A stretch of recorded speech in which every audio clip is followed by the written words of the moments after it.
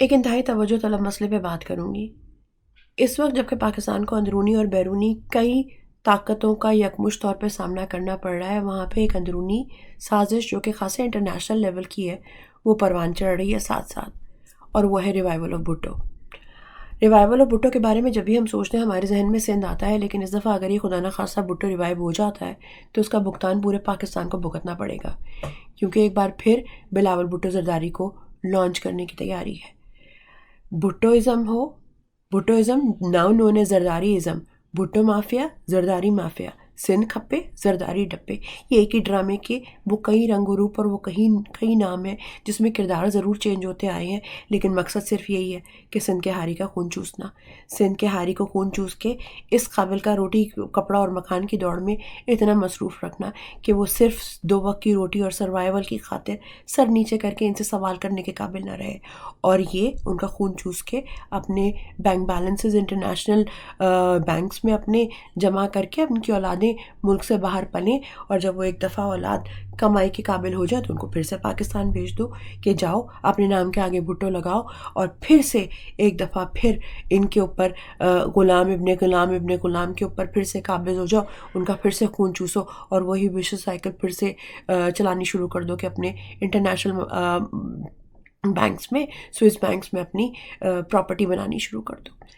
بلاول بھٹو زرداری کے لانچ کے لیے ان کو انٹرنیشنل میڈیا میں پارٹی کے بڑے ہی سیزنڈ قسم کے جو وہ ہیں گھاگی پولیٹیشین ہیں، ان کے ہاتھوں کی لکھی ہوئی تقریر ان کے ہاتھ میں تھما دی جاتی ہے، اور کیونکہ بلاول بھٹو زرداری کا تو ایک ہی تو ٹیلنٹ ہے ان کا واحد کہ وہ بڑی شستہ زبان میں انگریزی بول لیتے ہیں، تو وہ لکھی ہوئی رٹی رٹائی تقریر وہ جا کے آگے بولتے ہیں، اور ان کو ایک طرح سے پاکستان کا نیا پی ایم جو ہے وہ ان کی نظر میں تیار کیا جا رہا ہے۔ اگر اسی پاکستان کی عوام کا درد رکھنے والے انسان کو اگر یہ بولو کہ جا کے جس سندھ پہ تم حکومت کرتے آئے ہو، تمہارا خاندان حکومت کرتا آیا ہے، وہاں کے ہاری سے جا کے اس کو یہ بات بتا پاؤ گے کہ تمہارے دل میں، تمہارے ذہن میں کیا پلان ہے، وہ کیا اسکیم ہے جس کے تحت تم اس کے ملک کے اس کے حالات بدلو گے، اس کی اولاد کے حالات بدلو گے اور اس ملک کے حالات بدلو گے؟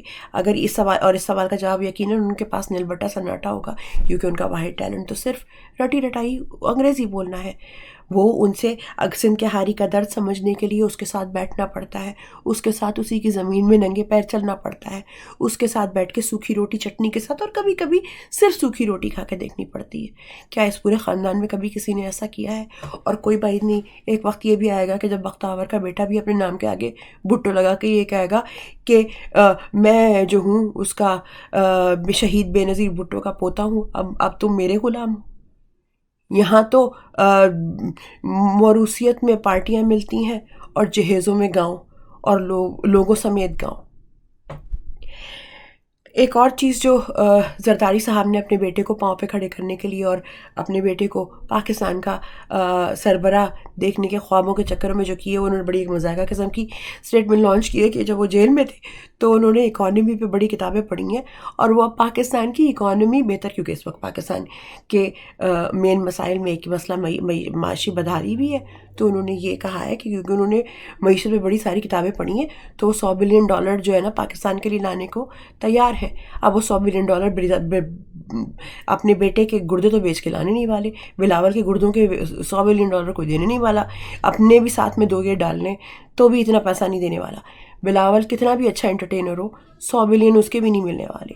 اگر کسی کو یاد ہو جب یہ پاور میں تھے 1990s میں، تب انہوں نے اسی قسم کی ایک خواہش ظاہر کی تھی اور 100 بلین کی اماؤنٹ کا تذکرہ کیا تھا، جس کو کئی انٹرنیشنل میڈیا نے اس چیز کا لیا تھا کہ پاکستان جو ہے وہ اپنے نیوکلیئر ویپن کو نیوک کرنے کے لیے اور پاکستان کو ڈی نیوکلائز کرنے کو تیار ہے ایک خاص اماؤنٹ آف منی کے لیے، اور وہ یہی وہ سم تھا جو لوگ اس واقعے سے باخبر ہیں ان کو یہ بات پتہ ہوگی کہ اس وقت بھی زرداری صاحب کی نیت جو تھی خراب تھی پاکستان کے ایٹمی اثاثوں پہ، اور وہی ڈالر اماؤنٹ آج انہوں نے ریپیٹ کی ہے دوبارہ سے کہ یہ وہ ملک کی معیشت سدھارنے کے لیے وہ $100 بلین لائیں گے. ایک بار پھر ان کی نظر ملک کے نیوکلیئر اثاثوں پہ. اور سب یہ بات جانتے ہیں کہ پاکستان ایک ڈیولپنگ کنٹری ہے، تھرڈ ورلڈ کنٹری ہے، لیکن اس کے باوجود اس کو عزت کی نگاہ سے دیکھا جاتا ہے، اس سے لوگ ڈرتے ہیں، کیونکہ یہ پاکستان ایک نیوکلیئر پاور ہے جو کہ کسی بھی ملک، اس اسٹیٹس کی ملک کے لیے ایک بہت بڑے اعزاز کی بات ہے، ایک فخر کی بات ہے. اور پاکستان کا نیوکلیئر خدا نخواستہ اس قسم کی بدترین قسم کی سازش کے بارے میں پاکستان نہ افورڈ کر سکتا ہے، نہ ہم اس چیز کو سوچ سکتے ہیں. یہ ایک انتہائی سنگین اور تشویشناک بات ہے کہ اس خاندان نے اس خاندان کے لیے پاکستان محض ایک دودھ دینے والی گائے، ایک ٹریش ٹاپ کے کچھ زیادہ نہیں ہے. یہ پاکستان سے کسی بھی قسم کا ہر طریقے کا فائدہ نکلوانے کے لیے کچھ بھی کام کر سکتے ہیں. ان کو پاکستان کا درد ہے، نہ پاکستانیوں کا درد ہے.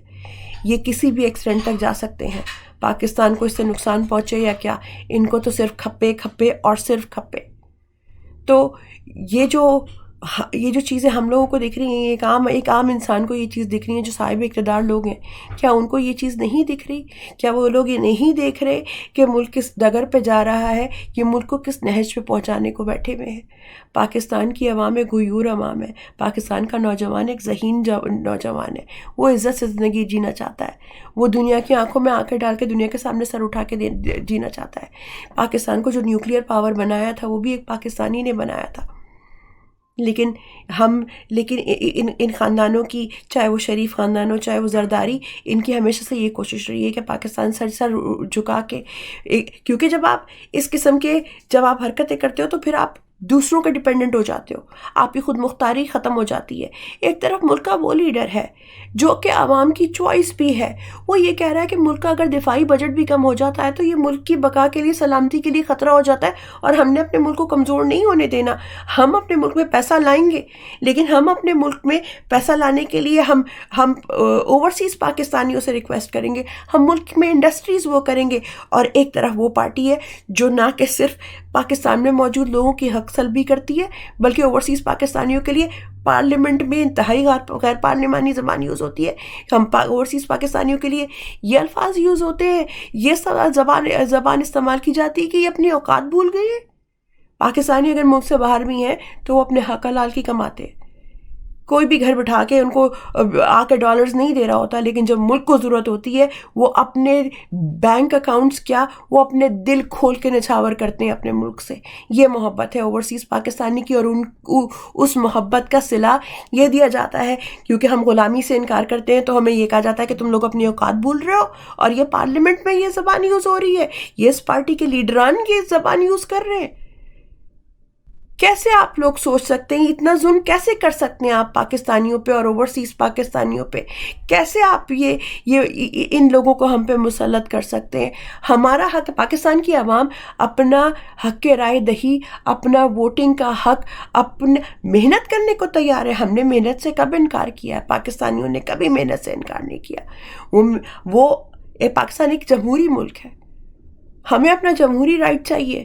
وہ چیز جو ہمیں دکھ رہی ہے، وہ چیز جو ہم پاکستان کے بارے میں لے کے پریشان ہیں، تو وہ لوگ جن کی یہ رسپانسبلٹی ہے، جن کی رسپانسبلٹی پاکستان کے لوگ، پاکستان کی سرحدوں، پاکستان کے اثاثوں کی سیفٹی سیکیورٹی ہے، تو کیا آپ کو یہ لمحہ فکریہ نہیں دکھتا؟ کیا آپ کو یہ پریشانی کی بات نہیں دکھتی؟ کیا آپ کو یہ بات نہیں پتا کہ پاکستان کو اپنی بقا کے لیے کن کن چیزوں کی ضرورت ہے؟ کیا آپ کو پاکستان کے نوجوان پہ ترس نہیں آتا؟ یہ وقت ہے سوچنے کا، یہ وقت ہے اکٹھا ہو کے پاکستان کے لیے کام کرنے کا، یہ وقت ہے ایک مٹھی بننے کا، ایک دوسرے کا ساتھ دینے کا، پاکستان کی خاطر، ملک کی خاطر. پاکستان کو اس کا جمہوری حق دیں، پاکستان کو وہ حق دیں جو اس کا رائٹ ہے. پاکستان کے نوجوان کو، بوڑھے بچے جوان کو وہ حق دیں جو اس کا رائٹ ہے. کیونکہ اگر یہ